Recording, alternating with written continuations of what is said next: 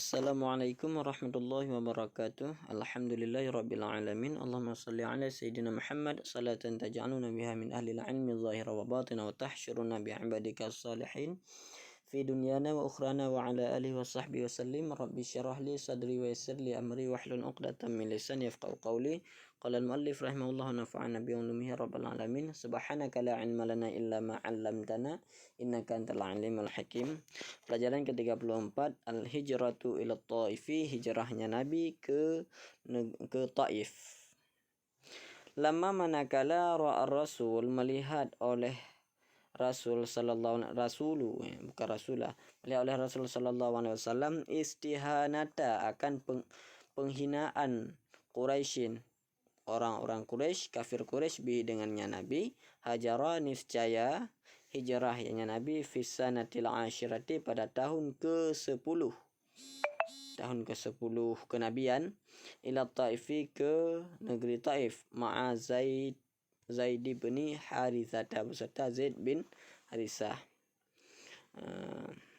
Ketika telah wafatnya Abu Talib dan juga Khadijah, ternyata Rasulullah melihat bahwa orang-orang Quraisy sangat memperhinakan Nabi, sangat memperolok-olokkan Nabi, tidak mendengarkan apa yang beliau sampaikan. Beliau bersikap untuk hajara untuk berhijrah ke negeri Taif, ditemani oleh Zaid bin Harithah.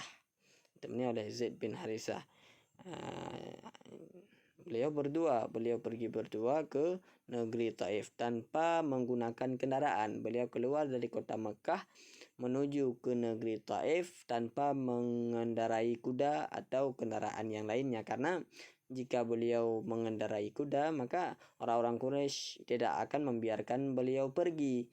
Mereka menganggap bahwa Muhammad akan melarikan diri. Maka wa tawajjaha, dan menghadap ianya dan menuju ianya Nabi, ila Saqifin, ke Saqif. Saqif ni satu wilayah di Taif. Wa talaba, dan meminta ianya Nabi, minhum, dari mereka penduduk Saqif tentunya, nusratahu, akan menolongnya Nabi, ala qaumi, di atas kaumnya Nabi. Beliau memiliki harapan walaupun kecil kepada orang-orang Saqif, orang-orang penduduk di Saqif, agar kiranya mereka membantu Nabi untuk menghadapi kaum-kaumnya yang ada di Mekah, kaum-kaumnya Nabi, orang-orang Quraisy yang berada di kota Mekah. Faradu, maka menolak oleh mereka, alaihi, di atasnya Nabi, dan qabihan, akan sebagai penolakan yang buruk. Mereka pun tidak mau untuk membantu Nabi. Mereka menolak dengan penolakan yang buruk. Wa amaru, dan memerintahkan oleh mereka, orang-orang Saqif, sufaha'ahum, akan orang-orang bodoh dari mereka, wa abidahum, dan akan budak-budak dari mereka, yasubbunahu, mencaci, memaki oleh mereka, orang-orang bodoh dan hamba-hamba akannya Nabi. Mereka menyuruh orang-orang bodoh dan budak-budak untuk memperolok-olok Nabi, untuk mencaci maki Nabi. Waramauhu, dan melempar oleh mereka, orang bodoh dan juga budak, akannya Nabi, bil hijarati, dengan batu, hatta salat damu, sehingga mengalirlah darah, min araqibi rijlaihi, dari urat-urat dua kakinya Nabi. Ini luar biasa perjuangan Rasulullah dan ujian yang Allah berikan. Wa kana Zaid bin Harithah, dan adalah Zaid bin Harithah, yamna'u, itu menghalangi ianya Zaid bin Harithah, anhu, daripadanya Nabi, al-hajara, akan batu-batu. Zaid bin Harithah ini menjadi tameng, menjadi benteng agar Nabi tidak terkena batu, hatta usiba, sehingga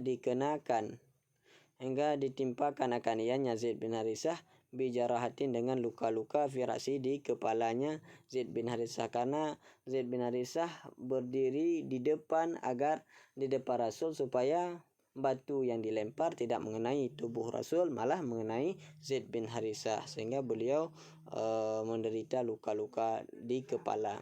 Fa'anahu, kita baca keterangan satu. Fa'ana, bukan fa'ata, fa'atahu, maka mendatangi akannya Nabi Jibril oleh Jibril, wa qala lahu, dan berkata yanya Jibril akannya baginya Nabi, innallaha, bahwasanya Allah, amarani, itu memerintah yanya Allah akan aku, anakan bahwa ati'uka, aku taati akan engkau, fi qaumika, pada kaum engkau, 5 bagi barang sana'a yang membuat ianya kaumhu, akannya barang maka beserta engkau. Jibril datang kemudian berkata kepada Rasul, wahai Muhammad, Allah memerintahkan aku untuk mentaati apa saja yang engkau suruh untuk aku perbuat terhadap kaummu.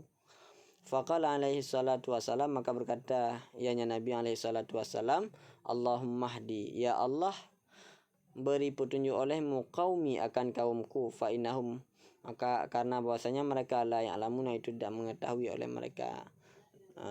Ini doa Nabi di ketika beliau dihujani dengan batu, di ketika beliau disakiti dan diganggu oleh orang-orang Tsaqif. Rasulullah tidak mendoakan agar mereka celaka, tapi Rasulullah mendoakan agar mereka diberi petunjuk oleh Allah. Rasulullah memaklumi bahwa mereka melakukan ini semua la ya'lamun, mereka tidak mengetahui. Faqala lahu Jibril, maka berkata baginya Nabi oleh Jibril, sadaqa man sammaka raufur rahim, benarlah siman yang menamakan engkau ar-raufur rahim, akan yang maha pengasih, rahim lagi yang penyayang. Jadi Jibril salut terhadap doa Nabi ketika beliau disakiti, tapi beliau masih sempatnya mendoakan kebaikan, mendoakan petunjuk kepada kaumnya, sehingga Jibril berkata, benar Allah, ini Allah yang telah menamakan engkau dengan nama Raufur Rahim, menamakan engkau dengan nama Raufur Rahim. Engkau dinamakan dengan orang yang sangat pengasih, orang yang sangat menyayangi kepada umat. Ini merupakan suatu bukti bahwa Rasulullah sangat menyayangi kita umat, dikarenakan ketika beliau sedang dihujani dengan segala macam gangguan dan lemparan batu, tapi beliau tidak mendoakan agar mereka celaka, tapi malah beliau mendoakan agar mereka mendapatkan petunjuk. Wallahu a'lam bishawab wa ilaihil marji' wal ma'ab. Assalamualaikum warahmatullahi wabarakatuh.